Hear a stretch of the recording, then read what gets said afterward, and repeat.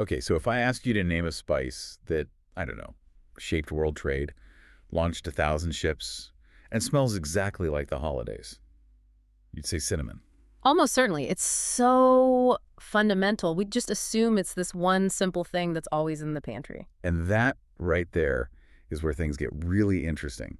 Because, as we found out, what most of us think of as cinnamon, it's often not the whole story. Not at all. In fact, it's usually an entirely different species of plant. And that's not just a fun fact. It has real implications. Exactly. And that's what this deep dive is all about. We are peeling back the bark, so to speak, on Ceylon cinnamon. It's often called true cinnamon. Right. Our mission today is to really get into the weeds, cut through the noise, and give you the foundational knowledge you need to understand why this one variety is so different from, where it grows to what it does in your body. It's a distinction that's rooted in geography, botany, and, ultimately in your own health and safety. I think once we lay it all out, you'll probably look at your spice rack a little differently. Okay, let's unpack this. We have to start at the beginning, right? The origin story, because that alone really sets Ceylon apart. Where does this true cinnamon actually come from? So for that, we have to go to one specific place, Sri Lanka. The island nation. Exactly. It was famously known as Ceylon until 1972, which of course is where the spice gets its name. And this isn't just a historical footnote. It's crucial. Why there specifically? I mean, couldn't you just grow it in any tropical climate? You could try, but it wouldn't be the same. The quality would be completely different. Sri Lanka has this unique microclimate, the perfect storm of warm temperatures, high humidity, and, this is the key, really specific, rich, fertile soils. So it's the perfect breeding ground. It's the perfect and really the non-replicable environment for the Cinnamomum verum tree. And verum, in Latin, it means truth. This is literally the tree of true cinnamon. And that's so different from the common stuff we find on most grocery shelves. It's usually cassia, right? From totally different trees. Completely different. And that biological difference translates directly into what you taste. How so? Well, cassia is what most people are used to. It's robust, it's pungent. Some would even say it's got an aggressive heat to it. Right, it's very cinnamony. It hits you right away. It does. But Ceylon is almost the opposite. It's light, it's got a subtle sweetness, it's way more complex. I've heard people describe it as having like floral or even citrus notes. Precisely. It's delicate, it brings warmth to a dish without just completely overpowering it. You could say if cassia is a punch, Ceylon is more like a warm aromatic hug. And that flavor difference comes from the part of the tree they use. Right, exactly.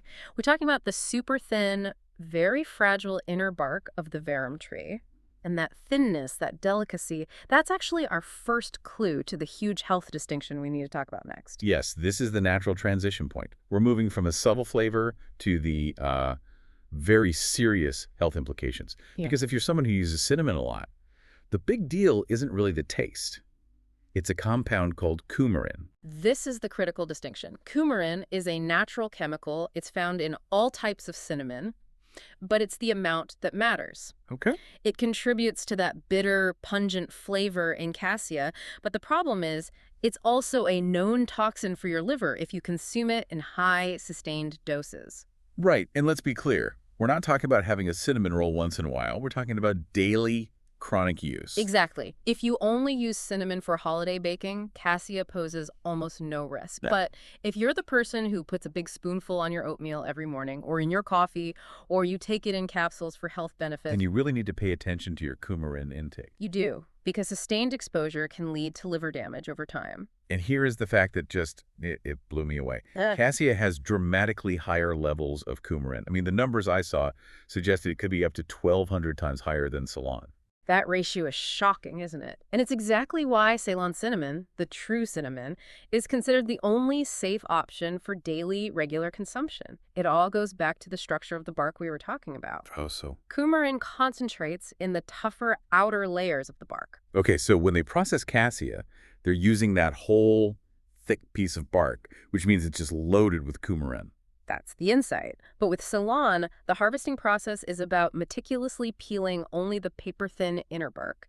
They leave the coumarin-heavy outer layers behind. Wow. So you end up with a spice that is chemically so much purer and safer for consistent use.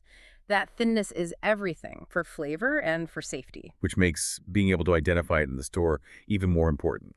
If you can't test the coumarin levels yourself, how can you physically tell the difference? There are two really easy ways. First, just look at the sticks. Cassia sticks are thick, they're rough, and they're rolled into a simple, solid tube.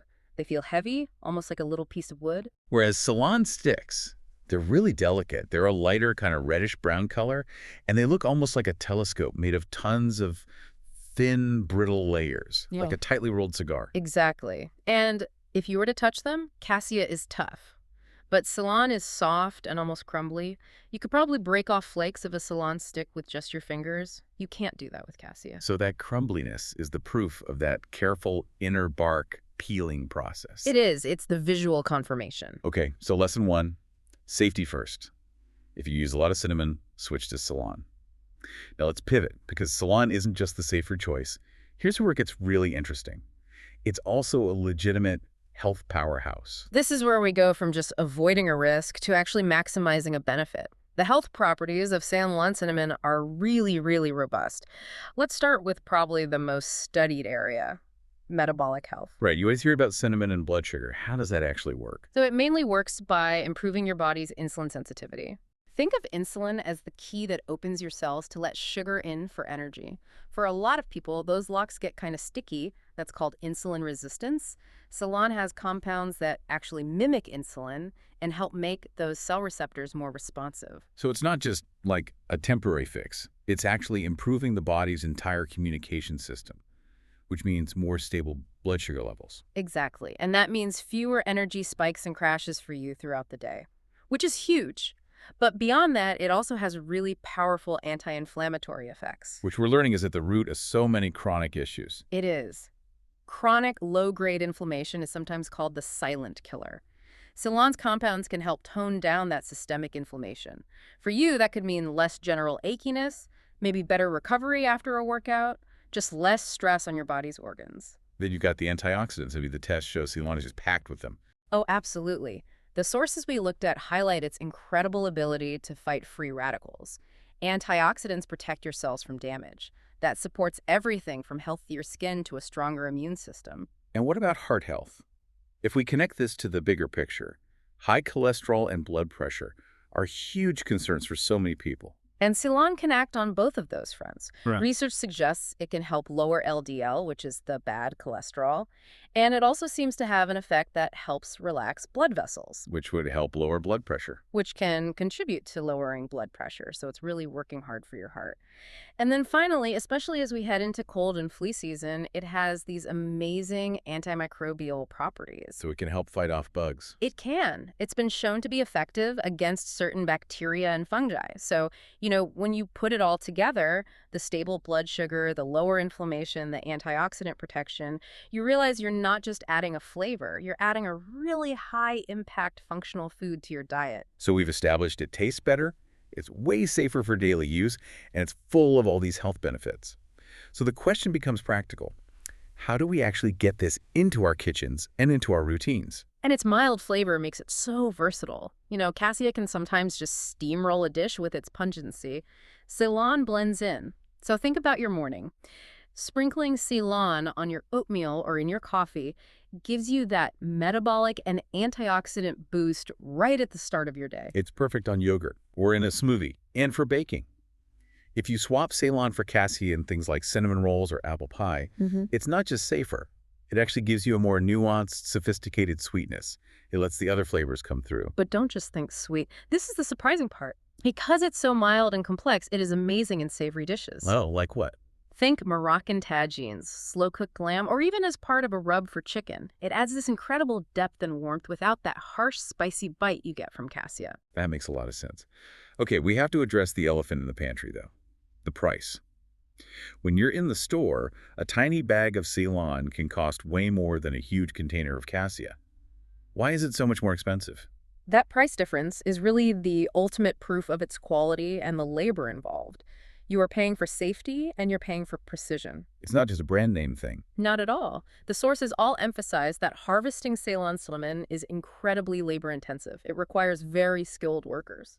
So tell me about that process. It's not as simple as just hacking bark off a tree. It's meticulous. It's an art. It involves selecting the right branches, usually from young trees, and then using these specialized knives to scrape away the rough outer bark. That's the part with all the coumarin. Ah, so they're removing it right at the source. Exactly.